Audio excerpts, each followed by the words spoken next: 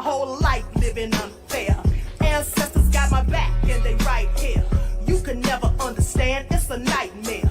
Living in my black shoes by the black rules. You can keep your handshake, I don't dap coons. The white man that go nuts if he cash you. But you all on his side like a damn fool. Make it make sense. We are oppressed. Queen. We are exploited. We are downtrodden. Make it make Queen. We are sense. denied not only civil rights, but even human rights. Ahmadiyyah. So the only way we're going to get some of this Ahmadiyyah. oppression and exploitation Queen. away from us or aside from us is come together Queens. against the common enemy. Who taught you to hate the texture of your Ahmadiyyah. hair? Who taught you to hate the color of your Ahmadiyyah. skin? Parents, pay attention to the books, the school system, even to your little children. Lies mixed with wisdom. His skin too bright, so he was blind to the prison. My skin just right, so I collide with division. You trying to pray to God, but we tired of religion. No savior saving, we got to save our savings. We used to pay miss, how we gon' make the slave rich? But who's to blame, and tell me why you complaining? We need a team effort just to rule the nation. Like a bad relationship, missing communication. We missing moderation. They're trying to get a poison to my population. No reparations. I'm getting tired of Satan. We are oppressed. I'm Queen. getting tired of waiting. We are downtrodden. Queen. We are denied not only civil rights, but even human rights. Ahmadiyyah. So the only way we're going to get some of this Ahmadiyyah. oppression and exploitation. Queen. All right. Hello, everyone. Thanks for tuning back in once again to the original Queen Ahmadiyyah Shakur show. I'm your host, Queen Ahmadiyyah Shakur, and this is your morning wake-up call. So as you're coming in, please feel free to go ahead and subscribe to the channel if you haven't done so already. Be sure to click that notification bell and click the word all so you're notified each time the Queen Goddess goes live. Okay, so we have a lot to cover, honey, because Trump is out here just causing destruction. Okay, so we're going to get into it. And hello, Claudette, We the People, 504 Nola, Anita Harrell, that crazy beach Aries. All right, let's get into it, shall we, Israel? All right, 6'3" soldier, where have you been? Above all that drama, Nessie X is in the virtual building, Claudette. All right, everyone, hey, Alice, everyone hit that like button. Please like, share, subscribe. Also, don't forget to double check and make sure that you're still subscribed, especially if you have not been receiving your notifications. All right, Michael, I see you, G from the land. Jeff ATL, shout out to all of my loyal royals, everyone tuned into the Queen, and a big shout out to my moderators because y'all know to be putting in work. So before we get started, let's have a brief word from my sponsor at 12 Tribes. Do not buy 12 Tribes on Earth hair growth oil and hair magic elixir unless you want super healthy, gorgeous hair that grows. They have a whole line of amazing hair growth products, including hair growth leave-in conditioner spray, hair growth shampoo, hair growth spray, and hair growth butter. I'm starting to sense a theme here. They include quality natural ingredients. They smell amazing, and you can see the results for yourself. So if you're looking for healthy hair growth for your natural or relaxed hair, try 12 Tribes on Earth today.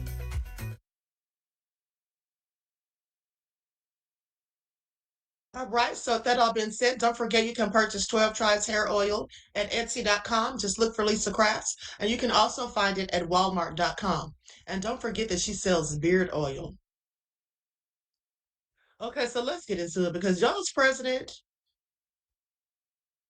Okay, Trump's not playing any games because he has given the order for a blockade around Venezuelan oil tankers. Okay, he has them completely surrounded by warships, according to reports.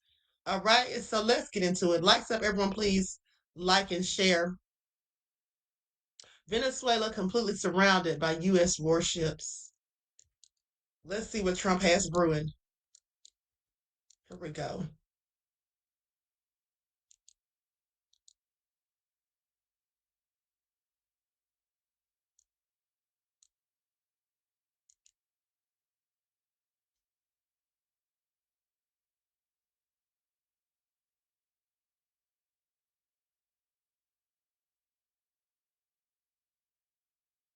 Military buildup. Well, this is developing overnight. This escalating Standoff here. President Trump says Venezuela is surrounded by the largest armada in South American history. This is the military buildup in the Caribbean we've been talking about. The president has been talking about a lot with these warships, drones, and tens of thousands of troops. The president now designated Venezuela as a terrorist organization and ordering a blockade of tankers carrying sanctioned oil as he continues to threaten land strikes any day now. News Nation's Libby Dean has more for us from the White House. And Libby, good morning to you. What comes next for Venezuela? Well, good morning, Anna. President Trump says that armada will only get bigger until Venezuela returns oil, land, and all other assets he claims belong to the United States. Now, the president making this announcement on True Social designated the Venezuelan regime as a foreign terrorist organization. A big move there in ordering a complete blockade of all sanctioned oil tankers. Now, oil is Venezuela's top export, and in a statement, President Nicolas Maduro's government accused the Trump administration of violating international law and free trade, as well as trying to steal their wealth. Now, the news comes following these series of strikes against alleged Venezuelan drug boats. Some lawmakers that we've heard from both sides of the aisle raising these questions and concerns about whether these strikes will lead to war between the U.S. and Venezuela. Now, as for the War Secretary, Pete Hegseth, he says he won't release the video of that second strike on an alleged drug boat to the public, which some say may have violated that international law there. Now, that comes after we know Congress was briefed on that operation in the Caribbean on Tuesday, and all of that happening behind closed doors.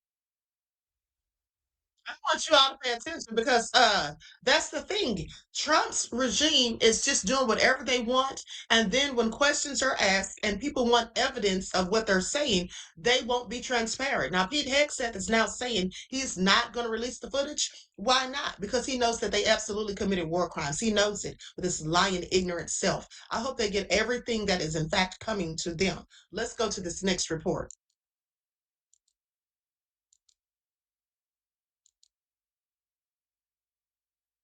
That he ordered a complete blockade of all sanctioned oil tankers going in and out of Venezuela. He also called on Venezuela to return, quote, all the oil, land, and other assets previously stolen from us. White House National Economic Council Director Kevin Hassett was asked about a possible blockade on Face the Nation with Margaret Brennan just a couple of days ago.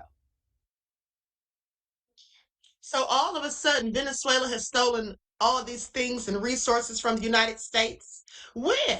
And how come none of the other presidents have ever said a single word about it? Okay, Trump's coming up with all these nefarious excuses to try and justify his actions. Do you feel you have the leeway there, pricing wise, to conduct more seizures or even a blockade of oil from Venezuela without it hurting? Yeah, well, I'm not a foreign policy guy, so Right. like what we do with Venezuela and whether we blockade is up to the president and Marco Rubio. But I could say But that you've got the leeway, right? Pricing? what's been going on is there's been kind of a black market for oil amongst sort of this sanctioned countries. And what we're doing is we're shutting that black market down. Whether that affects prices outside of the sanctioned countries is kind of an open question, probably not. You don't think it will? No, because they're already kind of on the ropes, these countries. They're only getting oil when they get like sort of black fleets to sneak in and give them the oil. Yeah. And that's what we're trying to slow down. This is all a hot mess. Hold on. The reports keep coming. This is breaking news.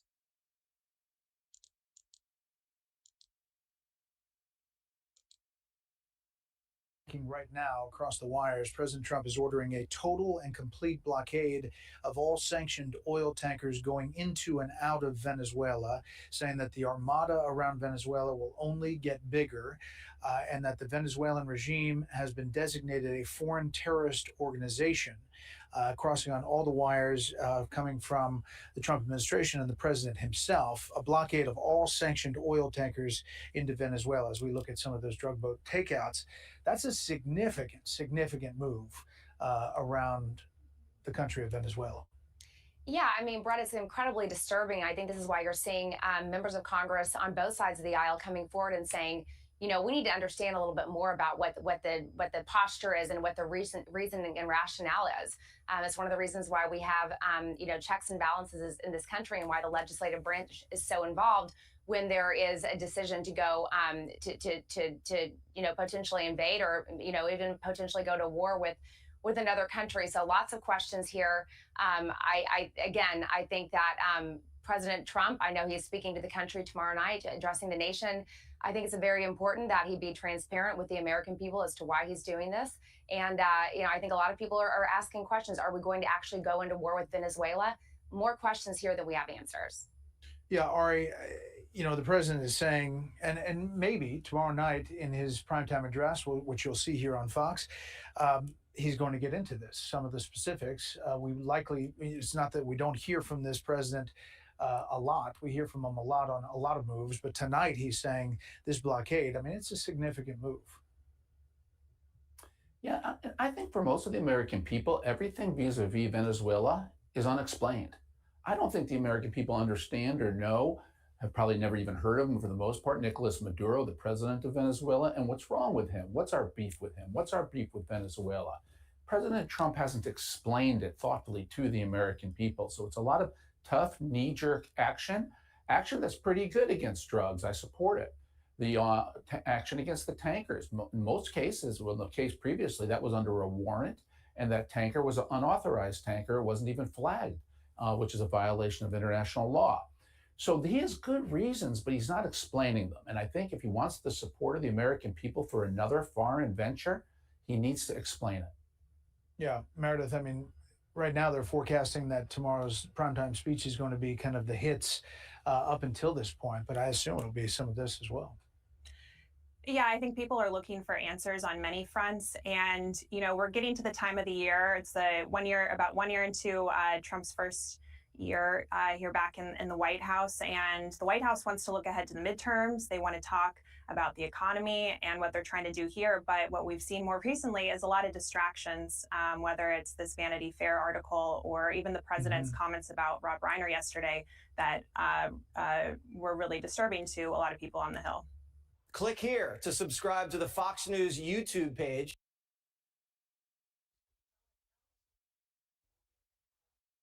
Trump is out here bullying Puerto Venezuela, okay, for no good reason, and then trying to make up asinine excuses as to why he's doing what he's in fact doing. Now, with that being said, my question is, where are China and Russia? They're allies of Venezuela, okay, and so far I haven't heard them say anything.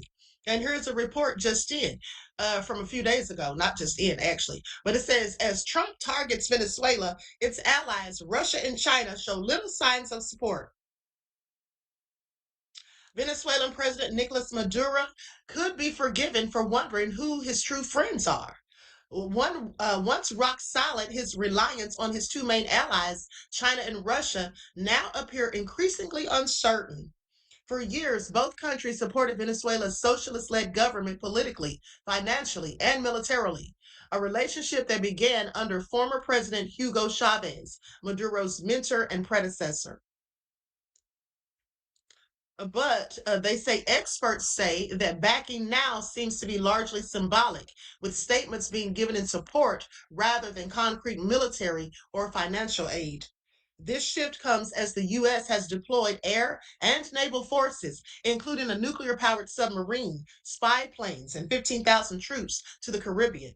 The U.S. has conducted strikes on the boats in the region that it alleges are smuggling rugs, killing more than 80 people, and in recent days, it seized an oil tanker off the coast of Venezuela. The Trump administration has said the military buildup and strikes are targeting rug trafficking, and the tanker had been sanctioned. But many experts and Maduro himself believe Washington's real goal is regime change. So, at the Venezuelan president's hour of greatest need, what has changed, they ask. Professor Fernando Reyes Mata, director of the Center for China Studies at Andres Bello University in Chile, argues that Venezuela has become a far lower priority for both Beijing and Moscow, especially since U.S. President Donald Trump returned to the White House. It says there is no reason today for either Russia or China to go all in defending Venezuela, given their other problems, such as Russia and its war with Ukraine, and China trying to coexist internationally with President Trump. Okay? I want y'all to pay attention. So basically saying they have their own issues with the U.S. and they don't want to ruffle any feathers, so they're just not going to get involved. So it looks like Venezuela's on their own, so Trump's just going to keep on bullying them, sadly, for them. Now, since Russia's full-scale invasion of Ukraine in 2022, Moscow has poured enormous resources into the conflict, straining both its finances and its military. It has also faced sweeping Western sanctions. Now, this leaves fewer resources for allies that previously benefited from Kremlin support. This is what Professor Vladimir Rovinsky, the director of the Laboratory of Politics and International Relations at NC University in Columbia, said. Syria and Iran, Moscow's longstanding allies in the Middle East, have faced a similar fate in recent times. Russia will not risk receiving more sanctions than it already has. And China will not risk getting more tariffs imposed on for defending Maduro. This is what Professor Rovinsky explains. Okay, do y'all hear this? Trump has them right where he wants them, sadly for them. Maduro reportedly asked China and Russia for military assistance at the end of October, according to the Washington Post. Now, the Kremlin's deputy foreign minister, Sergei Rybakov, has said, "We support Venezuela as it supports us," while urging the Trump administration to avoid escalating the crisis. Okay, this is what Russian media reported. Now, in the wake of the American seizure of the oil tanker, the Kremlin said that Putin had called Maduro to affirm his support. But so far, Moscow has not provided any material assistance. Like Moscow, Beijing has shown no sign that it would militarily defend Venezuela, instead condemning what it calls external interference and urging restraint. Now, experts say China defending Maduro could jeopardize recent diplomatic gains between Beijing and Washington, while offering little beyond ideological alignment. And so, U.S. China relations have been particularly tense since Trump imposed tariffs on multiple countries. But a meeting between Trump and Xi Jinping in South Korea in late October, described as positive by both sides, opened the door to new agreements and lower tariffs on certain products. Now, according to experts, Venezuela's economic collapse and the deterioration of its oil industry have further discouraged Chinese support. Beijing has reduced new lending in recent years and is now focused mainly on recovering past loans. I think China is willing to negotiate with any government that eventually replaces Maduro and believes that supporting Maduro too strongly now could bring negative consequences when the regime finally falls. This is what Professor Rovinsky says. So Professor Reyes Mata does not think either of the two countries is willing to support a regime that has so little internal backing. Moreover, both Russia and China know that the last presidential election had very evident fraudulent characteristics. Basically saying they pretty much feel like Maduro just bullied his way in there and just took the election, okay, which is what many of the people in Venezuela have in fact been saying, that it's basically a stolen presidency and he really should not even have any authority. So that is another reason for them not to back him. Fraudulent characteristics is just a nice way of saying that he stole the election. Okay, now the July 2024 election was marred by serious allegations of fraud. The National Electoral Council, known as the CNE, dominated by government allies, proclaimed Maduro the winner, but provided no detailed results, unlike in previous elections. So they didn't show any receipts. Okay, now the opposition, led by this year's Nobel Peace Prize laureates, Maria Corina Machado, the lady who dedicated her win to Trump, mind you, which shows me that she's really not that smart. Okay, now, basically he says that, hold on, I'm sorry. Okay, there it is. Okay, so the opposition, led by this year's Nobel Peace Prize laureates, Marina Corina Machado, released electoral records suggesting the opposition candidate Edmundo Gonzalez won. Okay, that was the real winner. Now, this time, Maduro is completely alone, says Professor Rovinsky, who believes Maduro's time is running out. Now, Russia and China may continue criticizing U.S. intervention, and they're not willing to go any further. The support he had in the past is no longer there in real terms beyond certain rhetorical statements. Let me tell you all something. While Trump is Trump is this is a smart move by Trump, because the thing is, these people already want Maduro out of there because he fraudulently got the position, as they claim. And so now his own people are really not backing him, save for the people in his entourage, his administration, right? But most of the people in his own country are not backing him. Trump has China and Russia pretty much by the balls because of the tariffs and sanctions and whatnot. And with that all being said, so he can pretty much hold them in limbo, get them not to help, as you can see, and so he can just do what he wants. And when what's going to happen is, when Maduro is run out of office, which he will be, Trump's going to get all the credits. Okay, that's what's going to happen. Trump's going to get all the credit, and I want you all to pay attention, because Trump's trying to build his legacy of making himself the president that stopped 8 wars within 8 months. That's the narrative that he's falsely pushing, because we know he really didn't stop no 8 wars in 8 months. But nonetheless, that's what he's doing, and now he's going to sit there and act like, that he got this corrupt president out of office and forced a regime change. He's gonna get credit for that. That's what y'all to pay attention. Okay. Iko says, Queen, you should know Russia and China have nothing on the United States. What do you mean they have nothing on the United States? Do you mean as far as military power? Because I don't agree with that. I don't agree with that. If you're talking about Russia and China have nothing on the United States as far as military power, I don't agree with that. Okay, that's what I don't agree with. And specifically not China. That's just my opinion. Now, with that all being said, let's continue, because Pete Hegseth is currently being investigated, and he's been doing a bit of stonewalling.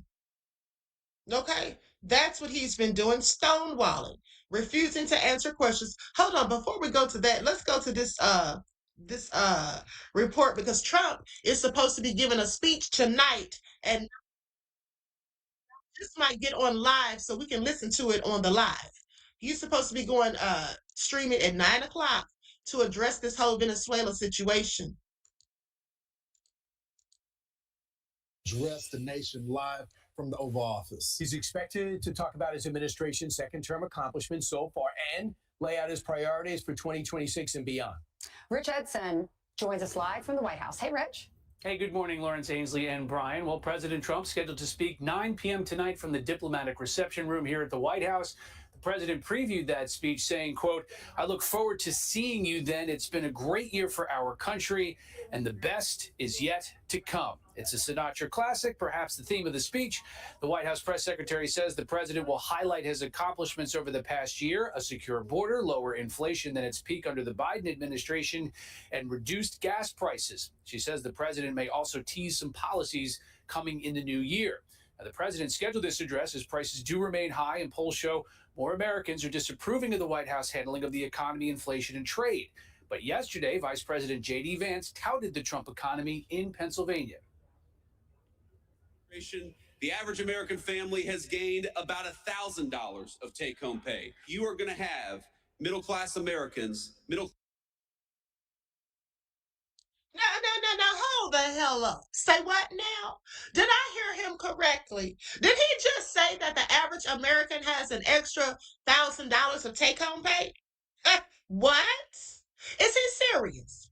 How many of you, by a show of ones in the chat, how many of you currently have $1,000 more of take-home pay?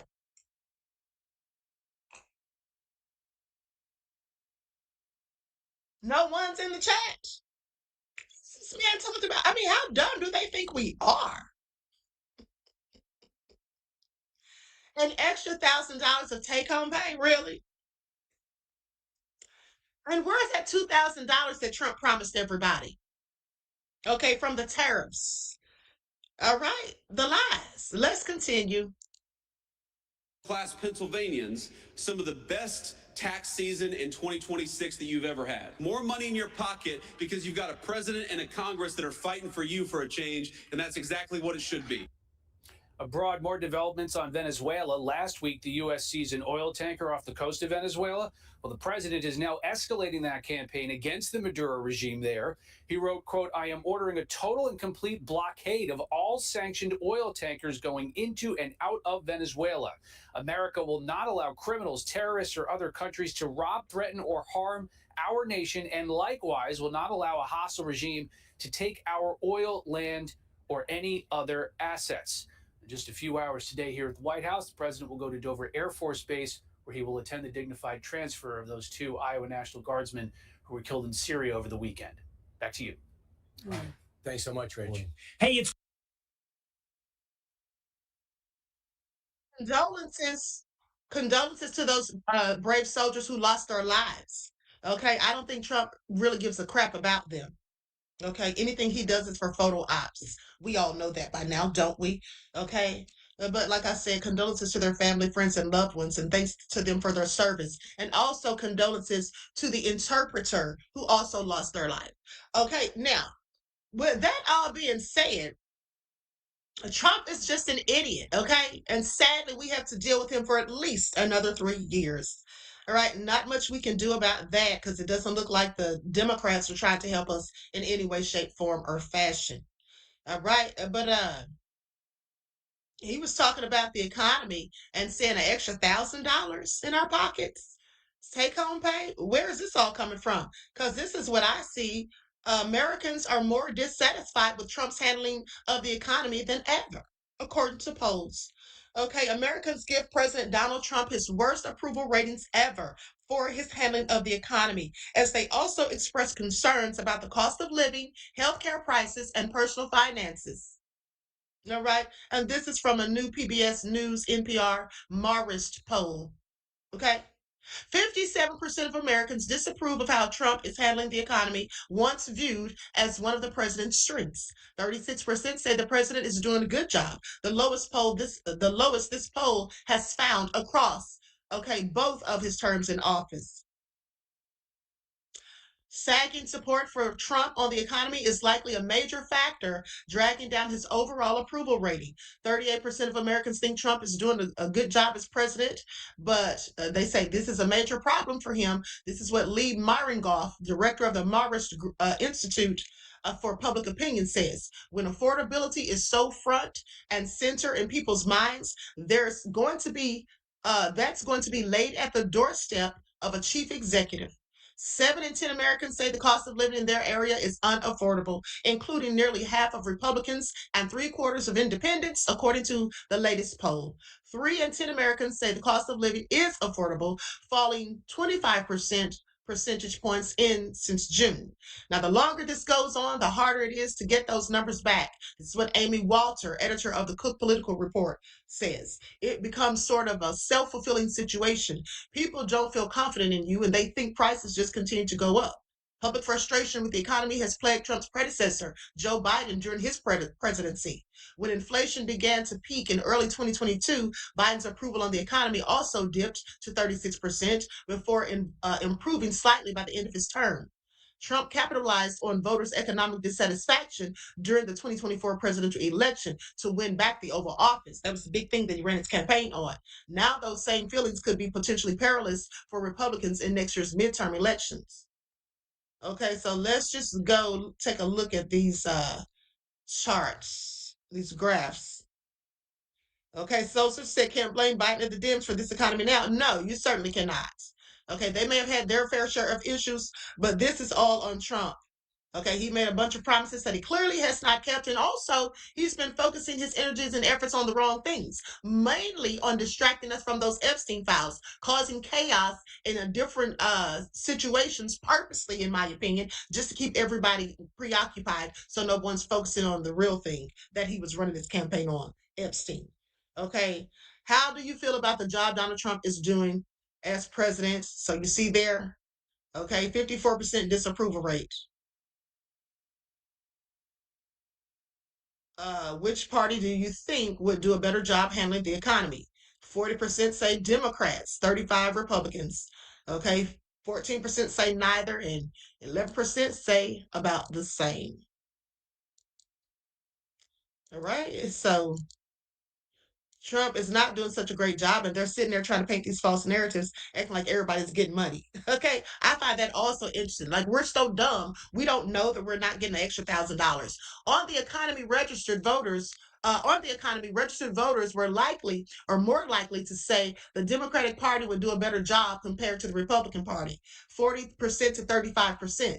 Now, independent voters gave Democrats an 11-point edge in this poll, though the margin of error for that group was 6.2. It's a dramatic reversal from September 2022, months before the last midterm elections, when Republicans held a 15-point advantage on the economy with voters overall and a 23-point advantage with independents. Now, since the Republican Party now controls the White House and both chambers of Congress, it's tough to point a finger at the Biden economy and say that's what's driving the situation, according to Mirinoff. And that's true. That's exactly what Sosa just said. Can't blame it on Biden. Okay. Now, while Democrats are positioned well for the midterms right now, their support on this issue has not fully hardened. Okay. Now, Democrats made issues of affordability their top concern in off-year elections and will likely continue to do so. This may be where you throw a few punches, step back, and hope that the other side collapses. Okay. This is what Mirinoff says. So economic concerns are fueling an overall sense of pessimism in 2025 as it comes to an end. More than half of Americans, 57% to be exact, describe themselves as having a more negative view of what's to come in the year ahead, while 43% say they are more optimistic. It's a reversal from a year ago when the majority felt hopeful about what would come to pass in 2025. Now, a year ago, people felt like 2025 might offer some relief with prices of goods stabilizing. Okay, this is what Walter says. That didn't happen, and now people are less inclined to believe it will happen next year. Instead, the price of goods remains the biggest economic concern for Americans in this latest poll, with 45% listing the issue as the most pressing issue for them. More than double the number who names any of the other options, including housing costs, tariffs, job security, or interest rates. Okay, so even as the president has begun to acknowledge issues of affordability and promised to bring prices under control, he also has dismissed concerns as a con job perpetrated by the Democrats. Isn't that what that fool always says? It's a Democrat hoax. Some Republicans in Congress have broken publicly with the president over those repeated claims. Affordability or lack of ability for Americans to afford the cost of living is not a Democratic hoax. That's what Marjorie Taylor Greene said. Okay, so anyway, Trump's just an idiot. And of course, he just gaslights and deflects and denies anything that, remotely points a finger of blame at him for anything. Now, with that all been said, let's talk about Pete Hegseth, because as I told you all, there was a briefing and they were talking to him specifically about the airstrike that took out the survivors, and he's refusing to give them any of the footage. Okay, he's stonewalling. So let's get into it. Please like and share. Thank you in advance. These people are just doing whatever the hell they want, and nobody is stopping them. It is the 22nd bipartisan briefing we've had on a highly successful mission to counter designated terrorist organizations, cartels, bringing weapons meaning drugs, to the American people and poisoning the American people for far too long. So we're proud of what we're doing, able to lay it out very directly to these senators and soon to the House, but it's all classified. We can't talk about it now. We're also going to tomorrow allow the HASC and SASC to see the unedited video of the September 2nd, alongside with Admiral Bradley, who has done a fantastic job, has made all the right calls, and we're glad he'll be there to do it. But in keeping with long-standing Department of War policy, Department of Defense policy, of course, we're not going to release a top secret, full unedited video of that to the general public. HASC and SASC and appropriate committees will see it, but not the general public. It is the 22nd bipartisan briefing.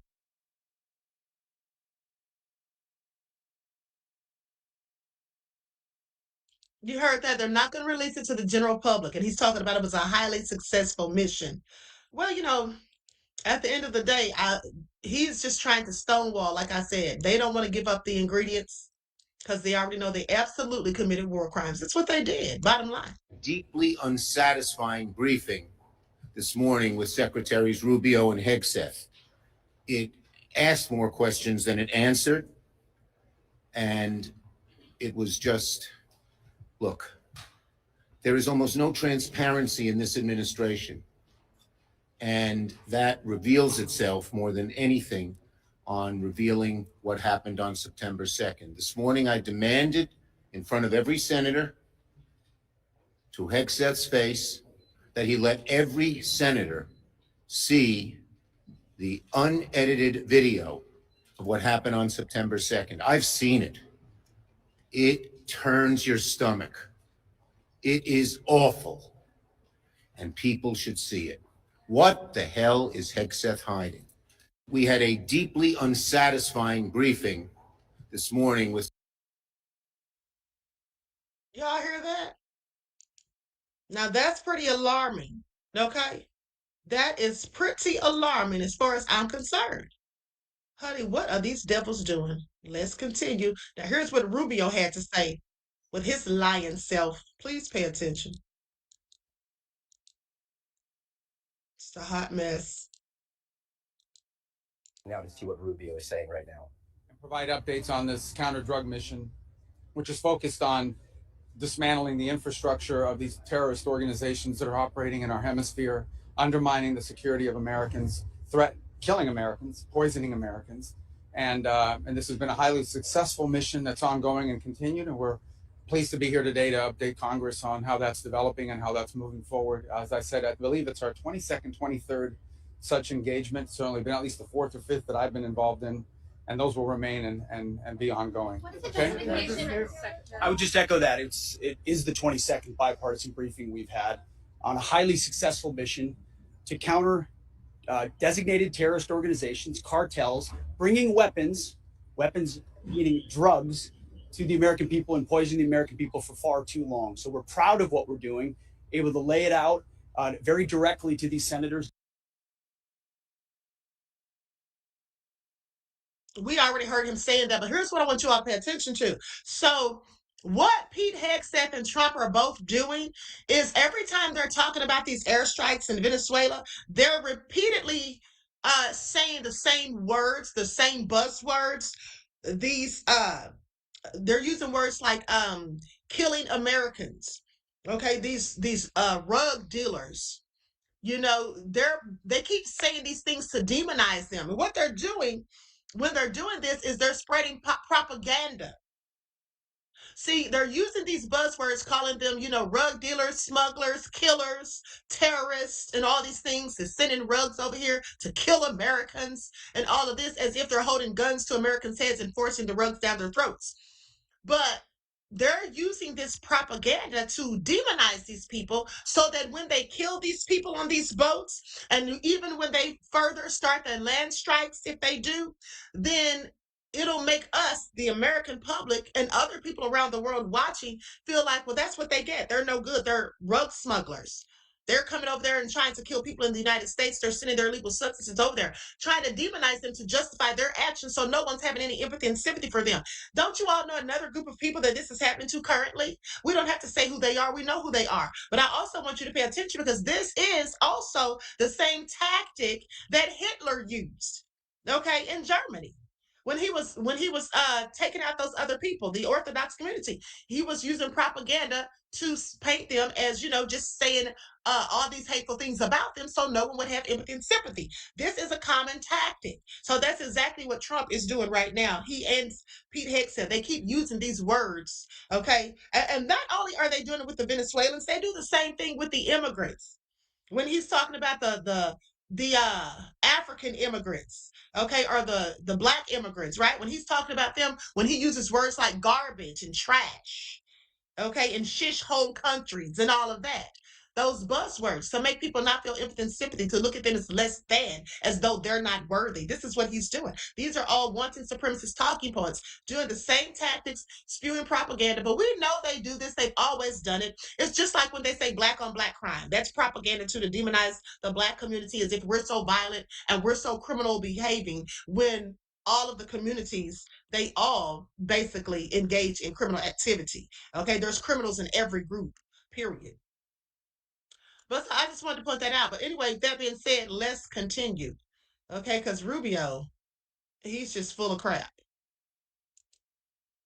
So let's go to what Senator Mark Kelly had to say about it. Because he said it was all just BS, for one, which it is.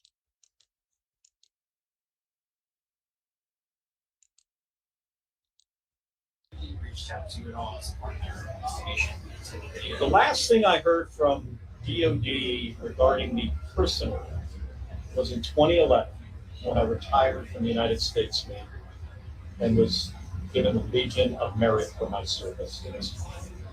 So again, yeah, this is all a bunch of bullshit. And the reason why, I think, is because this is just about sending a message to retired service members, active duty service members, government employees. Do not speak out against this president or there will be consequences. So it's a lot bigger than, just dealing with me. And that's why they don't handle this professionally.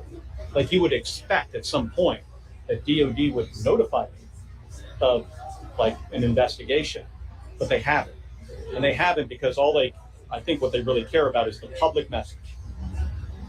They're going after me, a U.S. Senator, for something I said that was lawful. It was the truth. It was something people are trained on. It was something that Pete Hegseth said in 2016 multiple times. And in his case, specifically about this president and his concerns. They don't want other people saying these kind of things. So they're trying to shut people up. But in this case, they picked the wrong guy. I'm not going to shut up about this. I'm going to continue to do my job. I'm going to stick up for our Constitution. I mean, I think Pete Hegseth is a guy goes to work every day to try to figure out how does he please the president. That's a recipe for some major problems. Exactly, because he's Trump's ASS kisser. Okay, that's just what he is. Now here he is again, Senator Mark Kelly, talking about the DOD investigation. Backing down, because this really isn't about me.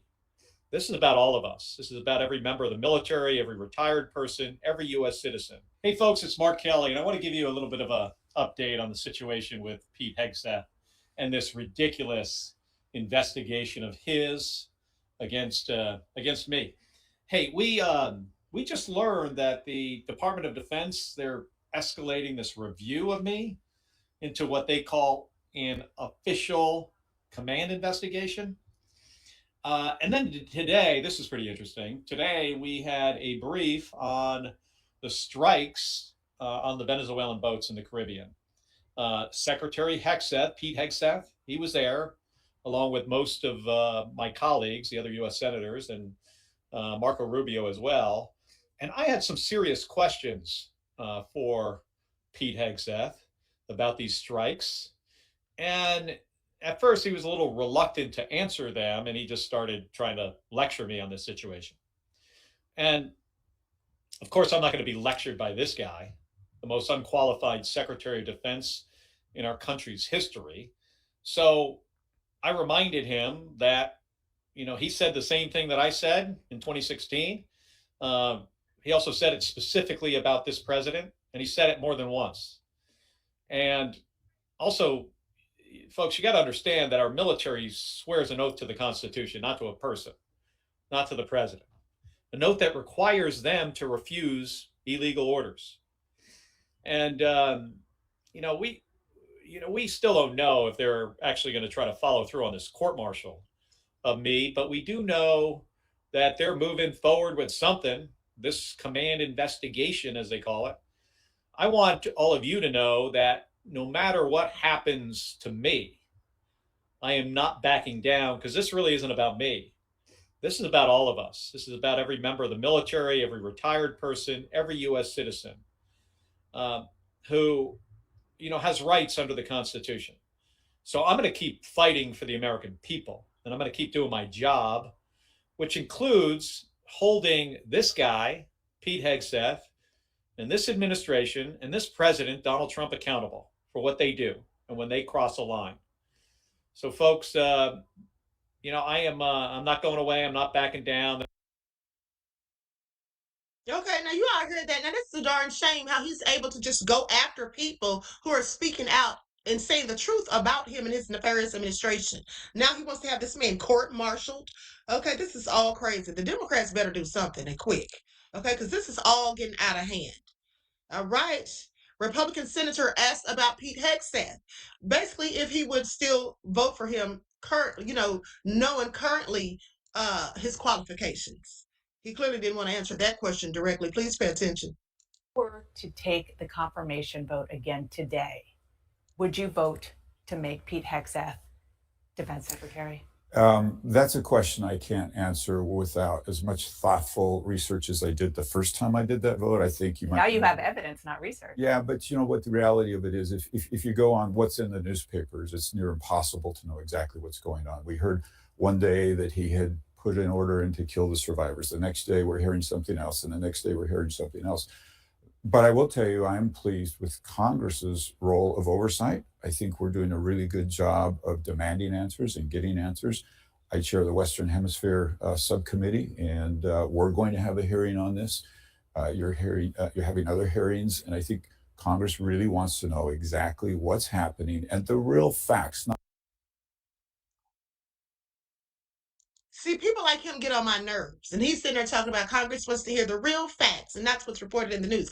First of all, we want to hear the real facts, and she asked you a question that you clearly didn't want to answer. And then he just gaslit her and deflected and started talking about something else and sneakily changed the subject. I would have taken him right back to the question again. Okay, sir, you're going to answer this question. That's what you're going to do. Okay, so get to talking. Okay? And I'll take that as a no. That's what I would have told him. And since he wouldn't answer it, I would have said I would take that as a no. That you would, in fact, not vote to confirm Pete Hegseth at this point, knowing that he's fully not competent. We've seen all of the fumbles and bumbles. Okay, the wrong people being detained and him wasting time going in the wrong direction rather than the right direction. And the killer from Brown's University still been on the loose. Okay, please sit down somewhere. You know that he is not qualified, sir. Just call the truth. Call out the truth. Now, here's something I thought was interesting. I want you all to see this video. Pete Hegseth AI war rules just exposed a brutal truth.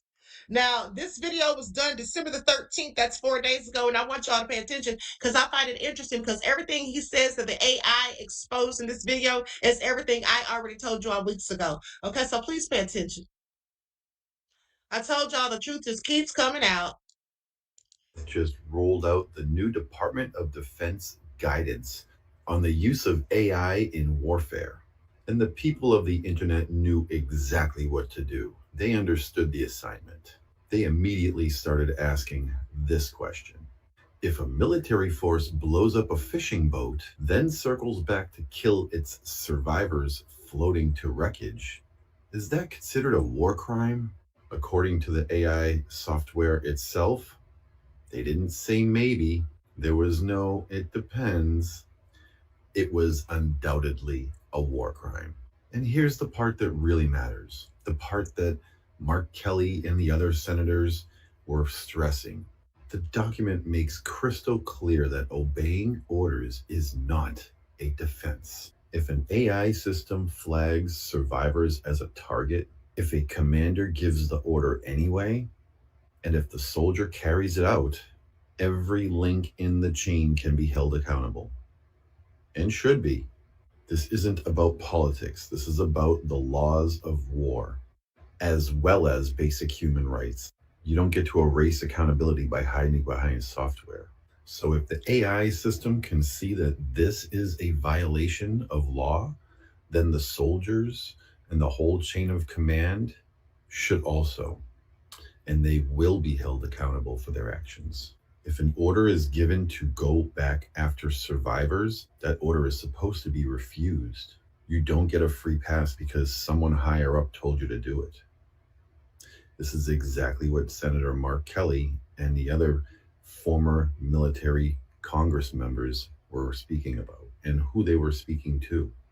And this is exactly why Hegseth and Trump got so angry with them. The Department of Defense's own new AI software is now exposing their own war crimes in real time.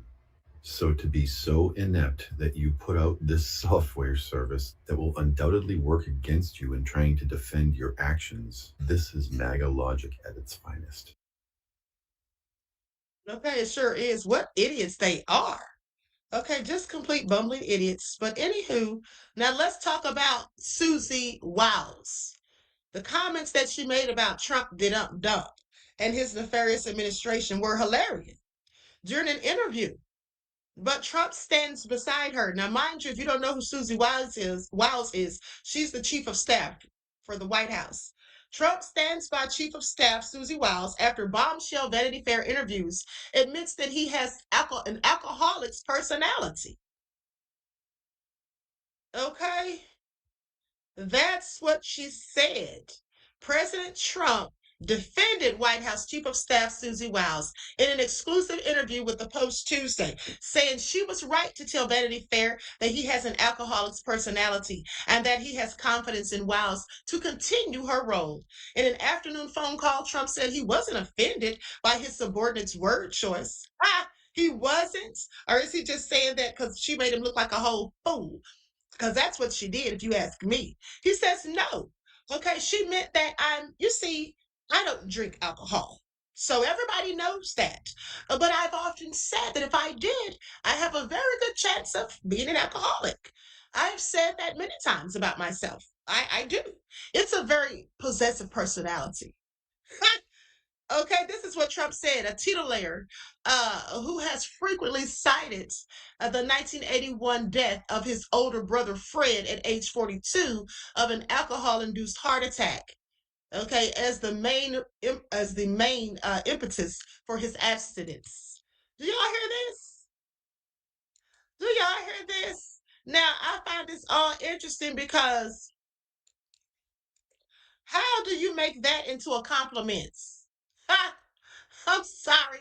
How do you make that into a compliment? I have several questions.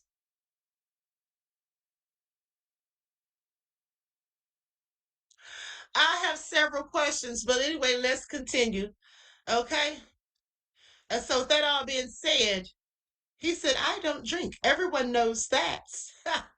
And then saying the teetotaler was because his brother Fred died at the age of 42 from a heart attack. So that's why he doesn't drink. Okay. I find it all interesting, like I told you all. Anita says you don't drink either, never did.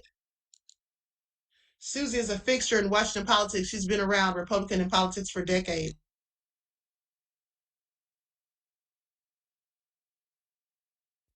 Well, like I said, the stuff that she said about Trump and some of the other people in his administration were hilarious to me. Let's go to the news report. Here we go.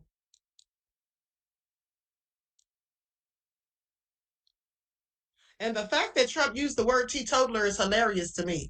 Okay, and basically that's a reason. That word means basically a reason or excuse for why someone doesn't do something. Okay, in his case specifically, drink. I'm going to share my screen. Lights up, everyone, please like and share. Thank you. Reflective lens coating. Oh. Scratch resistant coating. Did I choose? UV protection. Award-winning customer service. That's me. That's also me. Free returns, free exchanges, and free frame adjustments for life. And how much more is that? Oh, it's all included at Warby Parker. So my glasses are still just $95. Oh. Surprise! I just get excited.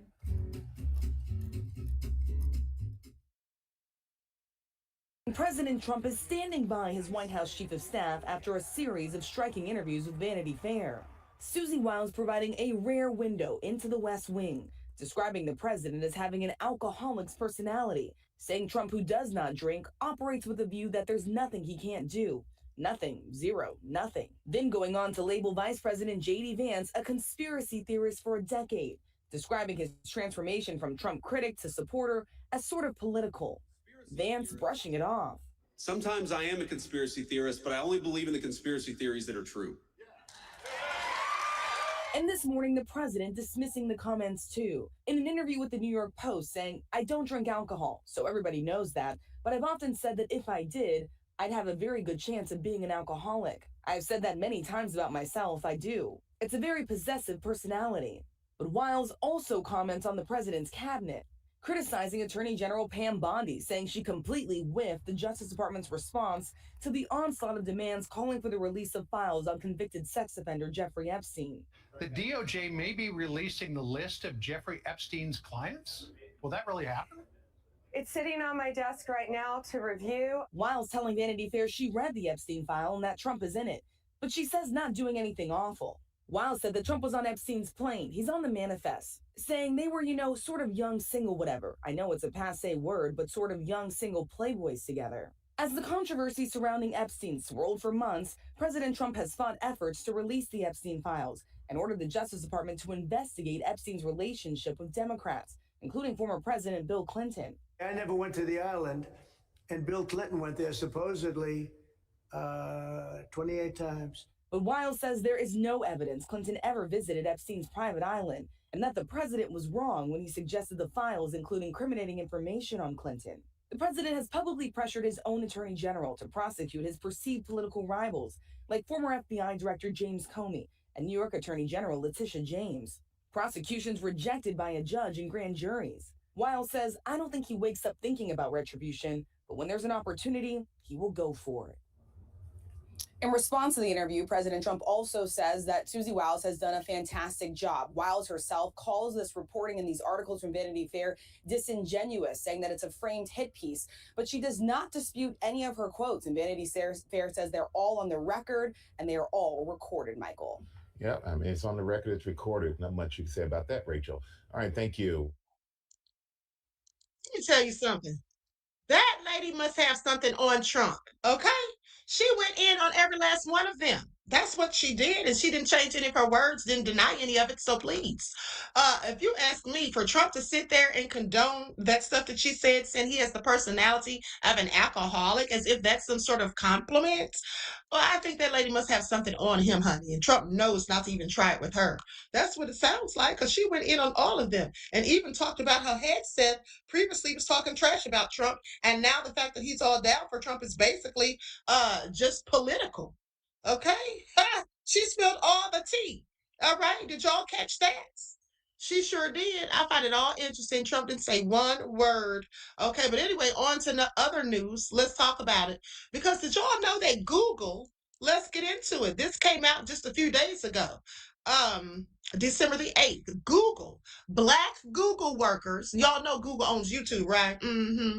Black Google workers one step closer to $50 million settlement in discrimination lawsuit. Now, you may be asking, what in the world is all this about? Well, I'm so glad you asked. You see, here's what happened. Okay, first off, there was a lawsuit, and it was with Latinas and black folk that worked for Google. So Google suggested to the Latinas that they remove the black people from their lawsuit if they want to get paid. Yeah, I'm not making this up. I want y'all to pay attention. Okay, a condition of a settlement in a discrimination lawsuit, Google requested the exclusion of black employees. Hold on. Why don't I just put this on the screen so you all can see? Because I was like, is this all true? So I Googled it. Okay, and Google said this about themselves. Let's get into it. Y'all see that? Now, it says, as the condition of a settlement in a discrimination lawsuit, Google requested the exclusion of black employees from a class action suit brought by Latina and other non-black employees. They wanted everybody out. I mean, they wanted the black people out of the lawsuit, not anyone else, just the black folk. The plaintiff's lawyers agreed to this exclusion, after which a judge granted preliminary approval for a $28 million settlement in March of 2025. So there was like, we're not going to pay y'all till y'all take the black folk out this lawsuit. Now, the original lawsuit was filed by former Google employee Anna Kuntu. who identifies as Mexican and racially indigenous on behalf of a class of Hispanic, Latinx, Indigenous, Native American, Native Hawaiian, Pacific Islander, and Alaskan Native employees. The suit alleged that Google favored white and Asian employees in pay and career advancement opportunities. Do y'all see that? I guess I can stop the share now that I've shown it to you. But anyway, let me continue. Goes on to say the exclusion condition. Let's get into it. So they say Google agreed to the $28 million settlement only if Black employees were excluded from the settlement class. This condition was agreed to by the plaintiff's lawyers, and a judge approved the settlement as modified. Now, what was the reason for the exclusion? Well, I'm so glad you asked. You see, one of the lawyers for the plaintiffs in the Cantu case stated that Black employees were removed because a Black employee was pursuing a separate pay equity case, and her counsel requested the carve out to pursue those claims independently. That's the excuse they gave. Now, following public scrutiny for the exclusion, Google later agreed to a separate $50 million settlement in May of 2025 to resolve a class action lawsuit brought on by Black employees who alleged systemic racial bias. This separate lawsuit was led by former employee April Curley and covered about 4,000 current and former Black employees in California and New York. Google denied any wrongdoing in both settlements, but agreed to pay the amounts and implement internal changes regarding pay equity analysis and transparent salary changes or ranges. So they agreed to go ahead with the settlement only after scrutiny about the Black people being removed. Now, here's the thing. Upon further review, I also found some information alleging that another reason they were asked to remove the Black folk is because the Black people are identified as Black, and that is a racial group. It is not an ethnic group. And all of the other people in the lawsuit, the other groups of people, they all belong to a different ethnic group. Mexicans, Latinx, Asians. Well, the Asians weren't in the lawsuit, but they spoke about the Asians and the white folk. But nonetheless, the Pacific Islanders, okay, and all of them that were involved in the lawsuit, all are connected to a landmass. And while Black people just call themselves Black people, okay, that's one of the reasons also. Remember, Black has no standing in law. So they wanted them removed. But then the Black people filed their own lawsuit. And then, like I said, due to scrutiny, they went ahead and let that go. They say a federal judge granted preliminary approval to a compensation fund for thousands of Black employees of Google who claim bias in pay and advancement opportunities. This was reported December the 8th of 2025.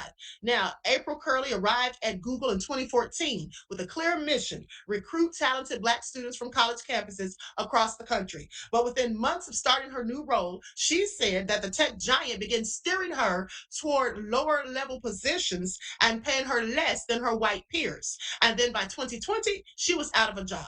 Now, Curley and thousands of other Black Google employees are a step closer to the compensation they say the company owes them for what they describe as years of systemic racial discrimination. On Sunday, U.S. Magistrate Judge Candace Westmore in the Northern District of California granted preliminary approval of 50 million class action settlements in their case. Now, if finally approved, the settlement would provide compensation to more than 4,000 current and former Black Google employees who worked in California and New York between 2017 and 2023. Now, Curley filed the lawsuit in March of 2022 with attorneys from Stowell and Friedman, Ltd., Ben Crump Law, and Sani Law. She was joined by two colleagues, Desiree Mayen and Renika Lewis, who said they experienced similar treatment, were passed over for promotions, subjected to hostile work environments, and denied the same opportunities as their white counterparts while performing the same work. According to the plaintiffs, the discrimination wasn't limited to a few managers or simply one department. They claim it reflected company-wide policies and practices affecting how Black employees were hired, leveled in jobs, into job categories, compensated, evaluated, and promoted. Both sides carried out extensive discovery, sharing workforce data, company policies, and employee records. Each side also hired experts to study information about job titles, pay, bonuses, performance reviews, and demographics. Now, after months of litigation and mediation led by mediator Hunter Hughes, the parties reached an agreement in March of 2025. Now, the proposed settlement provides for a certain and immediate all-cash settlement fund of $50 million, and it ensures that settlement class members will be equitably compensated for the claims that they're releasing, according to Westmore. Now, unlike many class action settlements that use formulas to distribute funds, this agreement employs an individualized claims process. They say class members will submit forms describing their experiences and claimed harms, including lost wages and emotional distress. Northwestern Pritzker School of Law professor Lynn Kahn will oversee the evaluation of each claim. Now, the plan of allocation treats all class members equitably based on the merits of the individual claims that they're releasing as determined by the individual claims resolution process, according to Westmore. The settlement also requires Google to make several changes over the next 3 years. The company must review pay practices before finalizing annual salaries to identify and address any unexplained racial disparities. It must keep open reporting channels for employee concerns about pay, job leveling, and performance reviews and investigate those concerns. Google must also continue including salary ranges in job postings, give employees access to pay ranges for their positions, and avoid using salary history when setting compensation. Mandatory arbitration for employment disputes will be paused until August of 2026. Class members have until March the 20th of 2026 to opt out or file objections. A final approval hearing is scheduled for May the 7th of 2026. Representatives for Google and Curly did not immediately respond to requests for comments. Let me tell you something else that I believe as well. Okay, this is just an opinion of mine. Nene says our ethnicity is IDOS or FBA. That's not an ethnicity, honey. Okay, an ethnicity is connected to a landmass. Like Haitians are from Haiti, Chinese people are from China. Okay, Africans are from Africa. Okay, that is not. And even Tariq Nasheed, who came up with FBA, doesn't even call it an ethnicity. He calls it a lineage. Okay, and there is a difference. Now, with that all being said, I find it all interesting. You know what I really think? As far as the Google wanting the Latinas to take the Black people out of their lawsuit, I think that was a way for them to be divisive. Okay, I think that was a way for them to keep up division. Now, this is just my opinion, and I can't prove it, but we know that there has commonly been, divisiveness between the Latino community and the Black community. Not saying all of them or even all of us, but I'm just saying there are some who don't like us and some of us who don't like them. So there has been an element of division, but also when you see them all coming together for a common cause, because they're all arguing about discrimination and racial disparities in the workplace. Now, that's a reason for them to unify collectively. So let's not have that. We don't need them getting any ideas. Let's have the Latinas tell them, we're not going to pay you unless you kick the Black people out of your lawsuit. Let the Black people fight for themselves by themselves, and y'all just fight for y'all. You don't have any business representing Black folk anyway. Aren't you Latina? I want you all to pay attention to that. That's what they did. Okay, that's exactly what they did. You're not going to tell me anything different. That's what they did. They do not want these minority groups getting together, banding together, and fighting together. And that's why they keep sowing the seeds of division. That's why you have some Latinas who don't like us, specifically the ones who look like Caucasians, the Caucasian Latinas specifically. That's why a lot of them don't like us, because these things are done on purpose. Okay, narratives are painted and pushed. People are told things to paint us in a bad light or whatever. And that's where you get all of that from. I keep telling you all that America's greatest strategy that's always worked for them to keep a level of control over the rest of us, the 1% elite that conduct everything or run everything, okay, is divide and conquer. Okay, ironically, it's called the United States of America when it's nothing but division. Okay, that's always being sold and pushed. So I just want y'all to pay attention. Yeah, that's what they told them. And they put them between a rock and a hard place. Because if they tell you, oh, we'll go ahead and give you the money you're asking for. Y'all want $28 million? That's what y'all suing for? Okay, yeah, we're going to go ahead and give it to you. But you got to take them out of your lawsuit first. Or we can just keep on going with the litigation. And we don't know how long that could take. Could be years. Y'all got time today? And they were like, okay, we'll go ahead and take them off. And they had to go to the black people and say, listen, sorry, but they're not going to pay us unless we remove you guys from the lawsuit. Nothing we really can do. Our hands are tied. That's how that worked. Okay? Please pay attention. Now, with that all being said, moving right along. Moving right along. So let's talk about this cop who tried to run over this black man, and he was indicted on attempted murder charges. Now, this happened last month in Baltimore, Maryland. Officer indicted on attempted murder-related charges. Let's get into it, and I'm going to show you all the footage of when he attempted to run that man over. It's just like a 30-second clip. Okay? Now, here's what it says, and this is from the state attorney's website. Officer indicted on attempted murder and related charges. Officer Robert A. Parks was identified in a viral video appearing to try to run over an individual with his police vehicle. Mind you, this officer is Caucasian and the victim is black. Now, November the 12th of 2025.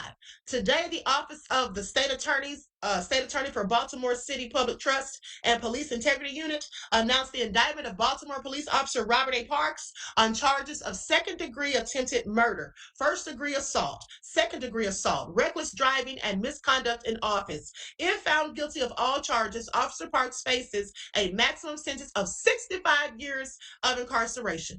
There is no maximum penalty for misconduct. An indictment is not a finding of guilt. An individual charged by indictment is presumed innocent unless and until proven guilty at trial. Chief of the Public Trust and Police Integrity Unit, Stephen Trostel, will prosecute this case. Now, the charges brought forward in this indictment reflect the serious and dangerous nature of the actions we all witnessed in the video of Officer Parks. These are the same charges we would bring forward for anyone operating a vehicle in this manner. This is what State Attorneys Ivan J. Bates said. When a police officer threatens the safety of those they're sworn to protect, it erodes the crucial trust between the community and law enforcement that is critical to the historic reductions in violent crime in our city and essential to keeping Baltimore safe. The indictment alleges that on October the 28th of 2025, at approximately 5 p.m., Officer Robert Parks drove to Wiley Liquors Bar, located at 3101 Wiley Avenue, where several individuals were standing on the sidewalk. Officer Parks then exited his vehicle and approached the civilians. He stated, "It's getting a little hot, guys. I just need you guys to take a lap." In response, one of the individuals began walking away. As the other individuals walked away, Officer Parks got into his patrol vehicle and drove a brief distance westbound on Wiley Avenue, stopping along the curb to the right of the first person who had left the liquor store corner. Officer Parks called the individual by name to come over and then got out of his vehicle again. He stated, "Don't make it worse. I'm going to be straight up with you. I'm going to be straight up with you. You got to come." Officer Parks motioned with his index finger to indicate that the individual should walk towards him. The officer said no and turned and walked away. As the person walked away, Officer Parks yelled, "All right, I'm going to call the dogs and come get you." As the person was walking away on a paved road driveway, Officer Parks returned to his patrol vehicle and stated over the radio, I have one running adult male in the alley." Officer Parks proceeded to drive his police cruiser into a paved driveway directly at the individual and with increasing speed. The person ran to his left into a grassy area to avoid being struck. Officer Parks steered his police vehicle directly at the man and struck him in the grassy area. After being hit, the man ran away from the patrol car and then towards Wiley Avenue. Officer Parks continued to drive at the man, who then ran onto the sidewalk and between a utility pole and fence. Officer Parks then drove his vehicle onto the sidewalk and between the utility pole and fence directly at the man. The individual then ran towards an alleyway behind residences and businesses.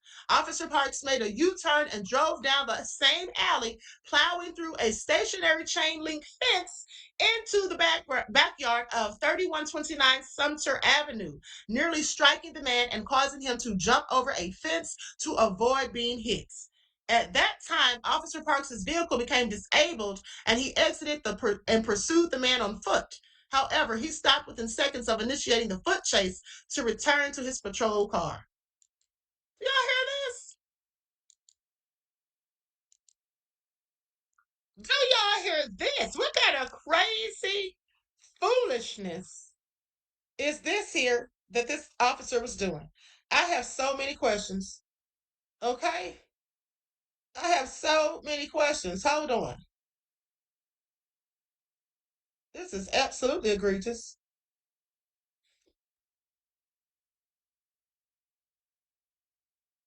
Hold on, beloveds. Because all of this that I just read, all of that's not in this video. This video I have is like a 30-second clip. Let me see if I can find the full video.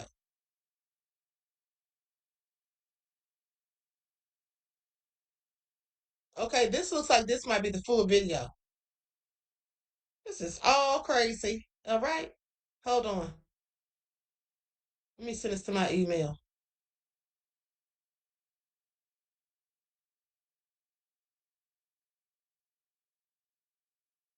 Sounds like a bad episode of Cops or a good game of Frogger.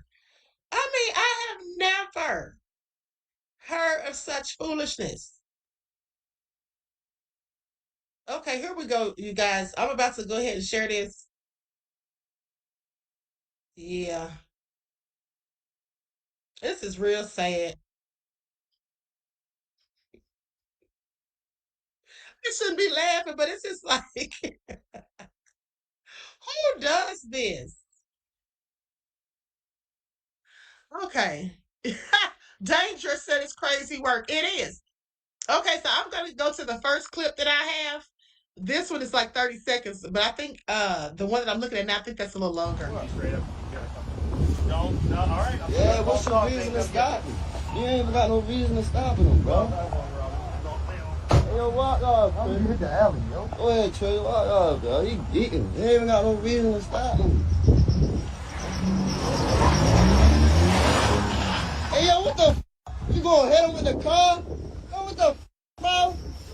Yo, hell no, yo. Hey, yo.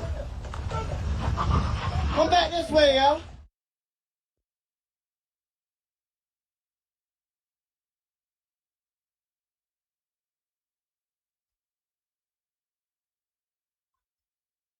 See this?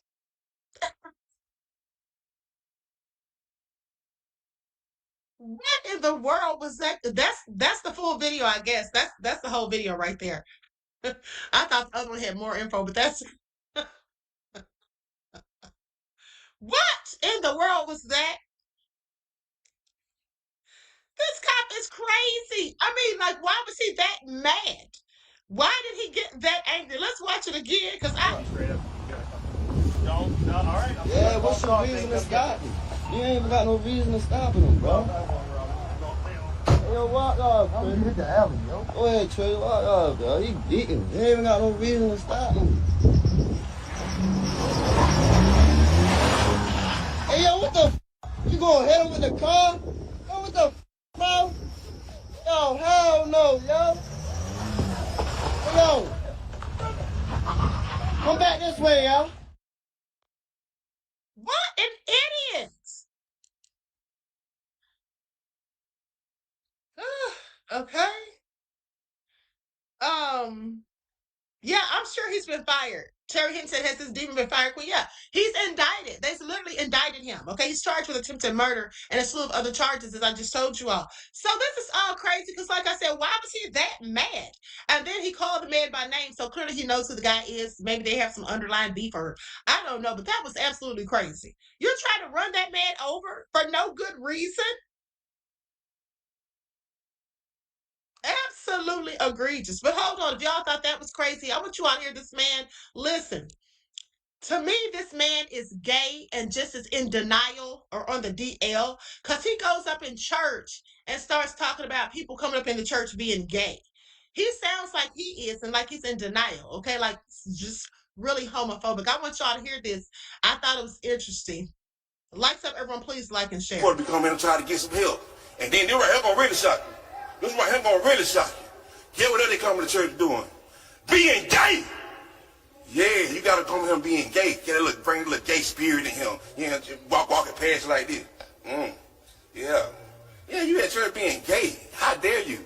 Want to get tight, deep undercovers. You feel me? Got these undercovers scattered throughout here. I got a couple y'all be looking at me. I'm telling you, boy, you ain't gonna stick nothing at me.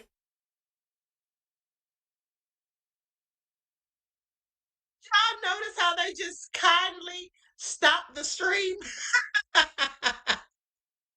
Y'all see how they did that? They just said they just closed out the stream.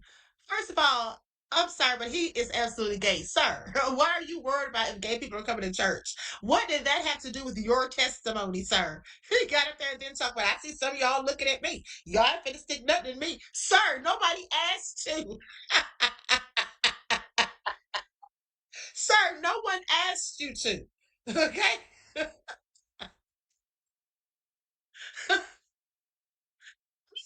Now that was hilarious. Is he serious? DJ Big Six said fade to black.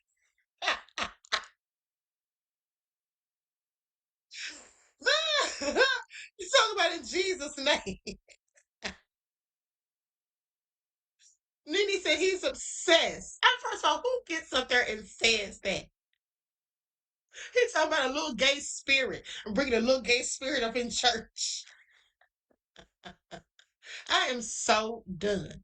Okay, so anyway, beloveds, I have your lifelines, and then we're out of here. Okay? Then we're out of here. Likes up, everyone, please like and share. Thank you in advance. Hold on. Oh, I'm sorry. No. Let me go back to what I was saying about that Google lawsuit. Hold on. Let me go back to what I was saying about that Google lawsuit. Because here's the thing. The lady who filed the lawsuit, I just want to tell you all some of the things that she was saying. Hold on. Okay, because now, like I said, they're saying that they're a step closer or whatever, right? So they say a 2020 study called Women in the Workplace highlighted the disproportionate number of Black women in corporate America who are less likely to be promoted, supported, or given mentorship in advance in the workplace or to advance in the workplace over male, Latinx, Asian, and white colleagues. So they say earlier this week, Google agreed to pay $28 million to settle a class action lawsuit that alleged racial pay disparities, a development that has reignited debates on equity within the tech sector. Okay, so I'm not going to read this whole thing. So that was the one for the Latino people. Now they say the settlement given preliminary approval by a Santa Cruz County Superior Court judge covers over 6,600 employees who worked at Google from February 15th of 2018 and December 31st of 2024. Workplace equity advocates see the case as highlighting the need for collective action to expose hidden disparities. Okay, now I'm going to scroll down because I want to get to what this Black lady had to say. A former Google diversity recruiter, April Christina Curley, alleged discriminatory practices. Okay, now she's a Black and queer woman. She filed a 2020 discrimination case claiming Google sabotaged her efforts to increase Black and brown employee representation. She alleged that resumes from historically Black colleges and universities, HBCUs, and other unfamiliar schools were often dismissed. So if you went to a HBCU, your resume was likely dismissed, she says. I quickly became aware of all the racist ish put in place to keep Black and brown students out of their pipeline. I routinely called out shady recruitment practices, such as screening out resumes of students with unfamiliar school or university names. Curley said there was retaliation for advocating equitable hiring. She said managers hindered her work, harassed her, and dismissed her efforts to diversify the talent pipeline. According to the HBCU alum, a colleague even blocked her advancement. So one of her own Black folks, clearly a raccoon. She said this white woman also told me that she never felt comfortable supporting my work because she was intimidated by me and therefore never considered me for leadership opportunities. Curley's allegations align with critiques from the tech industry's diversity struggles. Studies have shown Black women face significant barriers to corporate advancement. Now, a 2020 study, Women in the Workplace, highlighted the disproportionate number of Black women in corporate America who are less likely to be promoted, supported, or even given mentorship in the advance in the workplace. So anyway, there you have it. Said there was a whole lot of stuff going on. Fear of rollbacks will worsen existing inequities.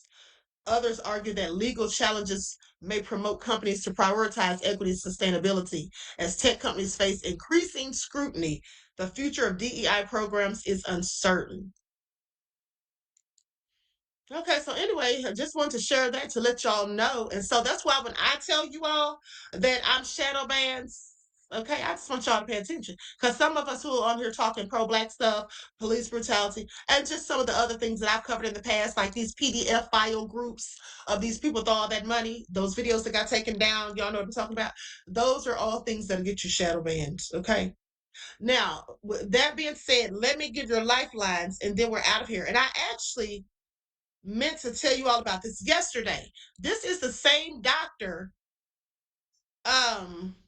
that won an award for exposing, things that go on, unethical things that go on in the medical field. Okay, so now he's talking about another example of medical racism with lung function testing.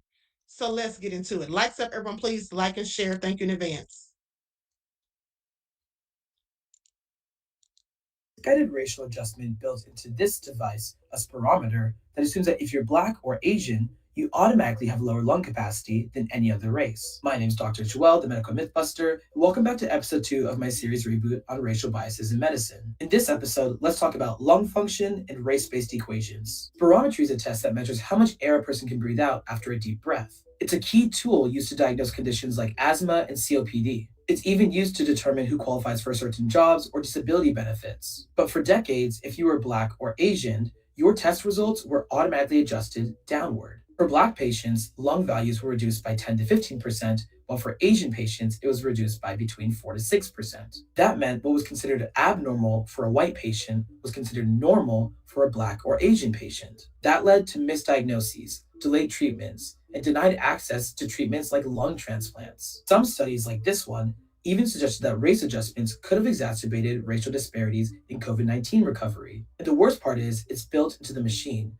meaning that many times doctors and technicians have no idea that their patients' values are being corrected. In 2022, the Global Lung Function Initiative released race-neutral equations. And in May 2023, the American Thoracic Society and European Respiratory Society issued an official statement recommending a race-neutral approach to interpreting pulmonary function tests. In 2024, a study compared data between the race-neutral and race-based equations. They found that had the race-neutral equation been used earlier, more Black patients would have been qualified to investigate for potential lung disease, and more would have qualified for occupations like firefighting, which require a pulmonary function test. And the annual disability payments for Black veterans would have increased by more than $1 billion per year, and decreased by $500 million for white veterans. In April 2025, a new study in JAMA Network Open found that the race-neutral equation improved detection of asthma in Black children. It caught 2 to 4 times more asthma in Black children without overdiagnosing white children. Race-based medicine assumes that biology is the cause of health disparities,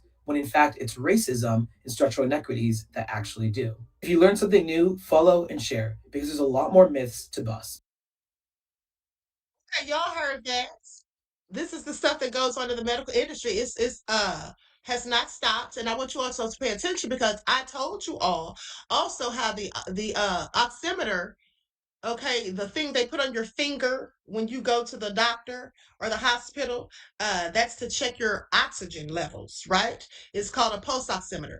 So these things are less accurate on darker skin, often overestimating blood oxygen levels due to melanin interference. I find that interesting. So my melanin is interfering with how this thing works? Or is that how y'all purposely designed it?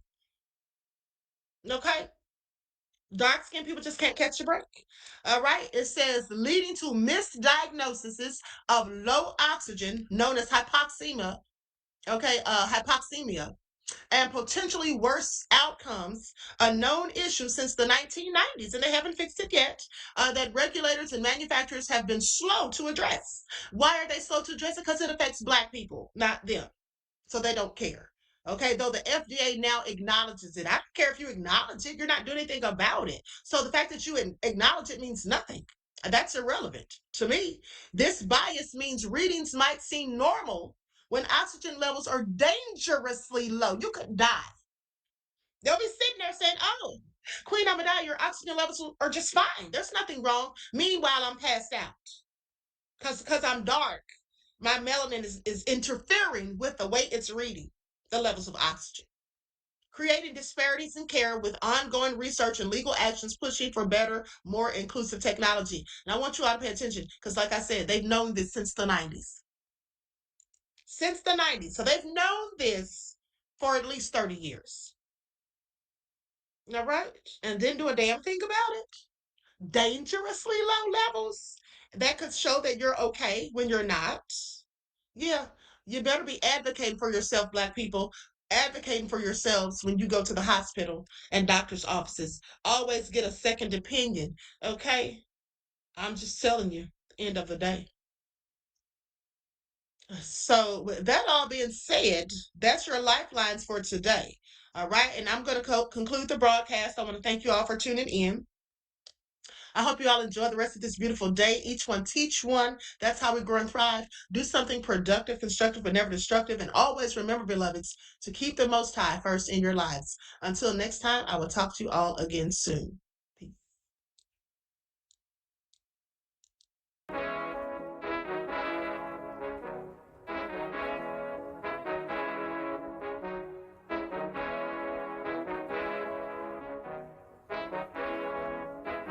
Yo, Nick, hit him with that flavor. All in my skin, God all in my blood. Kings all in my circle, you touch one of mine and you're done. They show no love for the queen, why you hating on me?